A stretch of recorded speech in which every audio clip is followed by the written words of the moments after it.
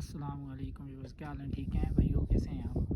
یار ابھی ہم بیس کیمپ سے تھوڑا سا 1 گھنٹہ نیچے ہیں، تقریباً 4 گھنٹے کی ٹریک کر کے ہیں فیری میڈو سے یہاں تک، اور بڑی مشکل ٹریک تھی، یہاں تک آتے ہوئے بڑے تنگ ہوئے ہیں۔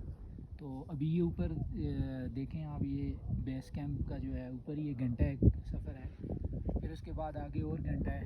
یہ آپ ناکا پربت دیکھ سکتے ہیں، بالکل ہم اس کے جو ہے نا آپ میں بیٹھے ہوئے ہیں، اور یہاں تک جو ہے اتنے تھک چکے ہیں ہم، لیکن ہمت نہیں آ رہی ہے، انشاءاللہ ہم بیس کیمپ تک جائیں گے۔ ہم دو آئے، تو یہ صرف اور صرف اپنے پیج کے جو ہے پیج کے ویوز کے لیے، پیج کے جو ہمارے سبسکرائبرز ہیں ان کے لیے یہ ویڈیو بنا رہے ہیں کہ یہاں تک بہت کم لوگ آتے ہیں۔